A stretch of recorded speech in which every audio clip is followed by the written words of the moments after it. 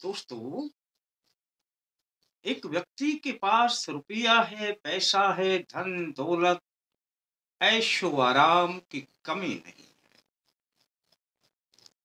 परंतु उसकी बुद्धि काम नहीं करती। और जब बुद्धि काम नहीं करती तो उसके लिए रुपया रुपया नहीं, ऐशो आराम नहीं, धन दौलत किसी काम का नहीं। वह अपनी ही कुछ बातों में ऐसा खोया रहता है कि उसे दुनियादारी का ही नहीं पता चलता। बुद्धि का विक्षिप्त हो जाना एक बड़ी भारी समस्या में आता है। आज दोस्तों मैं बात करूंगा इसी बुद्धि के बारे में। बहुत से लोगों के मेरे पास फोन आते हैं, गुरुजी मेरी बुद्धि को किसी ने बांध दिया है। और बहुत से तो यह भी कह देते हैं कि जी उस व्यक्ति ने मेरी बुद्धि को बांध दिया, और मेरी बुद्धि को बांध ही नहीं दिया, उसने मेरी बुद्धि को अपने वश में कर लिया। और वो चाहता है वैसा मैं करता हूं, मैं अपने हिसाब से कुछ कर ही नहीं पाता। अब ये बात कितनी सही है, कितनी गलत, यह तो आप जो सुन रहे हैं यह अपना अपना दिमाग लगा करके सोच सकते हैं। किसी को यह लगेगा कि ऐसा हो ही नहीं सकता, और किसी पर बीत रही है वो ये कहता है कि ऐसा ही होता है। पर मैं आप पर ही छोड़ता हूं कि ऐसा होता है या नहीं होता है, ये आप जाने। लेकिन मैं इसका समाधान जरूर बताऊंगा। ऐसा अक्सर होता है दोस्तों, जब कोई व्यक्ति, अधिकांश कोई हजारों व्यक्ति कहेंगे कि ये हमारी बुद्धि को ही बांध दिया है, तो समझ लेना उनमें से 5-10% पर ऐसा होता है। और शेष व्यक्ति स्वयं ही अपनी उलझनों के द्वारा बंध जाते हैं, और उन्हें महसूस होता है कि मेरी बुद्धि को किसी ने बांध दिया है। पर ये चाहे 5-10% में कोई आता हो, चाहे वह स्वयं की उलझनों की वजह से बंधा हुआ हो, ये प्रयोग जो मैं बताऊंगा यह दोनों पर सटीक काम करेगा।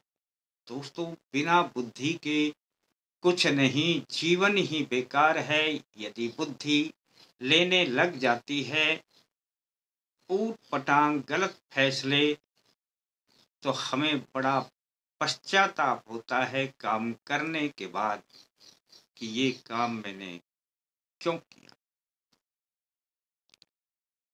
पर ऐसा अब आगे ना हो, इसके लिए मैं बता रहा हूं दोस्तों छोटा सा उपाय। मैं सत्यनारायण शर्मा, जय माता दी बोलते हुए अल्टीमेट ज्ञान में आपका हार्दिक स्वागत करता हूं। दोस्तों, संकल्प शक्ति बड़ी प्रबल शक्ति हुआ करती है। जिनके विचार प्रबल है ना, समझ लेना उन विचारों से वो अपना जो ताना बाना बुनता है, वह अपनी बुद्धि को भी अपने विचारों से उसके अनुरूप चला सकता है।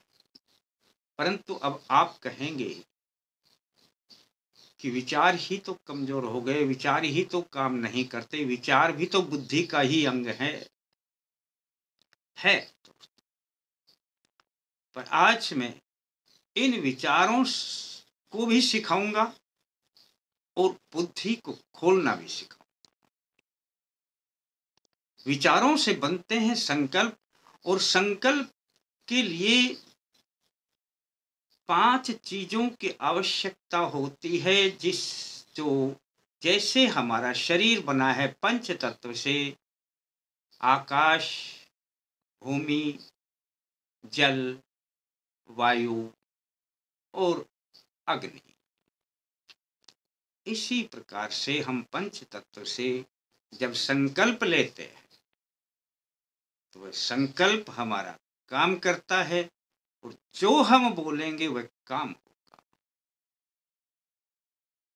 अब आकाश तत्व तो हर जगह मौजूद है, जहां हम बैठे हैं आकाश सब जगह विद्यमान। वायु तत्व भी सब जगह मौजूद है, जहां हम बैठे हैं हमारी हथेली पर भी विद्यमान है। यहाँ पर आकाश भी विद्यमान है, यहाँ पर वायु भी विद्यमान है। अब आवश्यकता है जल की, पृथ्वी की और अग्नि की। पृथ्वी तत्व के लिए थोड़े चावल ले लेते हैं, ये पृथ्वी तत्व का ही काम करता है, पृथ्वी में ही पैदा होता है।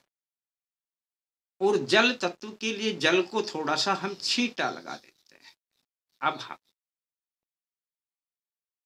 ये चार चीजें हमारे पास होगी। अब चाहिए अग्नि। अग्नि के लिए एक दीपक जला लें दोस्तों, शुद्ध देसी घी का अपने सामने रख लें। अब पूरब की ओर मुख करके बैठना है, अपने सामने दीपक रखना है और दीपक के ऊपर से जो चावल के ऊपर जल के छींटे लगाए हैं, अब दीपक के ऊपर से इस हाथ को सीधे घुमा लें। सामने दीपक है, ऊपर से घुमा लें 3 बार। अब दोस्तों आपने बोलना है 3 बार, ओम श्री विष्णु, ओम श्री विष्णु, ओम श्री विष्णु। हे परम पिता परमेश्वर, मैं अपना नाम बोले, गोत्र पता हो गोत्र बोले, पिता का नाम बोले, पूरा पता बोले और फिर बोले मेरी बुद्धि को किसी ने बांध दिया है, या बुद्धि मेरे अनुरूप काम नहीं करती। हे प्रभु, ये मेरे अनुसार चले, बस इतनी कृपा मुझ पर बनाए रखें। चावल को पृथ्वी पर छोड़ देना। बस दोस्तों 5 मिनट जितनी देर बैठ सके आराम से